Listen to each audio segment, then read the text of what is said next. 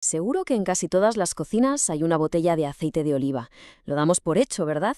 Es un pilar de nuestra gastronomía. Pero, a ver, ¿qué hay realmente detrás de ese líquido dorado? Pues una historia épica, de nada menos que 2000 años. Una crónica de imperios, de colapsos y de reinvenciones alucinantes que vamos a descubrir juntos. Para entender esta historia hay que empezar por lo que significa. Y esta frase de la Junta de Andalucía lo clava. El olivar no es solo un cultivo. Es, literalmente, una seña de identidad. Ha dado forma al paisaje, a la cultura, a la forma de vida de la región durante milenios. O sea que es mucho, mucho más que agricultura. Y claro, esa identidad cultural se apoya en una realidad económica que es imponente. Fijaos en los datos de hoy. Solo dos variedades, la picual y la hojiblanca, acaparan casi el 80% de la superficie. Estamos hablando de una especialización masiva, un auténtico mar de olivos que define cómo se produce hoy. Y todo esto nos lleva a la gran pregunta de este análisis, ¿no? ¿Cómo es posible que esta industria milenaria haya sobrevivido a la caída del Imperio Romano, a una crisis que casi se la lleva por delante en el siglo XIX y, sobre todo, qué retos le esperan ahora? Porque el planeta está cambiando a una velocidad de vértigo. Bueno, pues para encontrar las respuestas tenemos que viajar bastante atrás en el tiempo. Nuestra historia arranca sobre los sólidos cimientos que levantó el mismísimo Imperio Romano. Hay un lugar increíble que lo demuestra, el Monte Testaccio, en Roma. A ver, esto no es una colina natural, es una montaña artificial de 50 metros de altura. ¡50 metros! Hecha casi por completo con los trozos de millones de ánforas de aceite de oliva. Es literalmente una montaña de historia.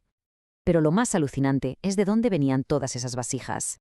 Más del 80%, el 80%, venían de un único lugar, la provincia romana de la Bética, o sea, la Andalucía actual. Y aquí está la clave. Aquello no era un simple vertedero. ¿Qué va? Esas ánforas eran como un archivo fiscal. Tenían inscripciones pintadas, los tituli picti, que detallaban los nombres de los comerciantes, los impuestos que se pagaban, las fechas, todo. Esto demuestra una cadena de suministro súper sofisticada y controlada por el Estado. La Bética no era un proveedor más, no, era el motor de una industria globalizada del mundo antiguo. Y así, de la forma más sencilla, el humilde fruto del olivo se convirtió en todo un símbolo de comercio, de poder y de sustento, que ha conseguido perdurar a lo largo de los milenios.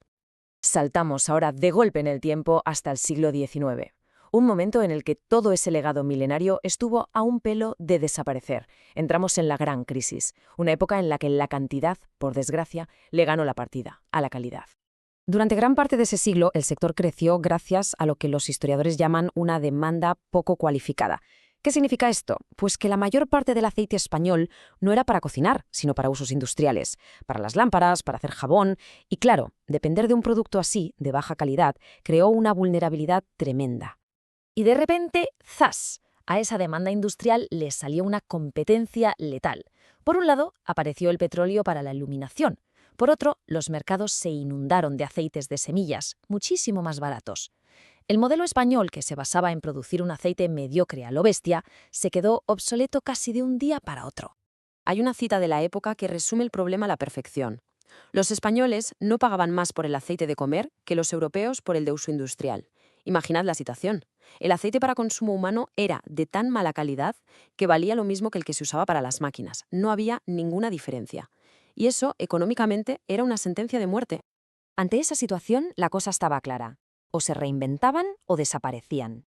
Y así empieza la gran transformación del olivar. Un giro forzoso, sí, pero totalmente decisivo hacia la calidad como única forma de sobrevivir. Pero ojo, esto no fue un cambio de un día para otro, ni mucho menos. Tras la llegada de la nueva competencia en los años 70 y el desplome de los precios en los 80, empezó un camino lentísimo y muy difícil que duró décadas. Modernizarse fue un proceso largo y bastante duro. La estrategia se basó en 3 puntos clave. Primero, renovar las almazaras, meter tecnología moderna. Segundo, mejorar las técnicas de cultivo en el campo. Y tercero, el más importante, cambiar el enfoque del producto, pasar de ser un producto industrial a un aceite culinario de altísima calidad. Y aquí, la especialización fue el factor decisivo. En lugar de un producto genérico, la industria empezó a centrarse en lo que hacía única a cada variedad. La intensidad de la picual, la versatilidad de la hojiblanca, la resistencia de la cornicabra, cada una con un perfil de sabor único para un mercado que por fin empezaba a valorar la calidad. Y esto nos trae de vuelta al presente. porque la historia de adaptación del olivar no ha terminado. Hoy se enfrenta a un nuevo grupo de amenazas, y son, quizás, las más complejas de sus 2000 años de vida. Los desafíos de ahora están todos conectados entre sí y son enormes. La escasez de agua y el cambio climático son seguramente los más graves, pero a eso hay que sumarle el aumento de los costes, la falta de mano de obra y la erosión del suelo. Vamos, una tormenta perfecta de presiones económicas y medioambientales. Y en el sector de hoy en día hay una realidad económica que no podemos olvidar. Las ayudas directas de la política agraria comunitaria, la famosa PAC, suponen de media un 11% de los ingresos totales de las explotaciones. Esto nos deja muy claro cómo las políticas y las subvenciones son hoy un pilar fundamental para la estabilidad de muchísimos olivareros. Pero, igual que pasó en el siglo XIX, la respuesta a la crisis vuelve a ser la innovación. Y la innovación de hoy, claro, es tecnológica. Se está usando la digitalización y el Big Data para hacer una agricultura de precisión.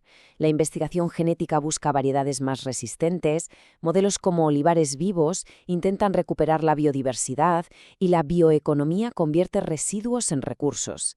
Es la reinvención, pero en versión siglo XXI. Lo que nos deja con una pregunta final en el aire. Después de haber sido el combustible de un imperio y de haber sobrevivido a un colapso que casi lo borra del mapa, ¿será capaz el olivar, este cultivo milenario, de adaptarse una vez más a un planeta que está en plena y aceleradísima transformación?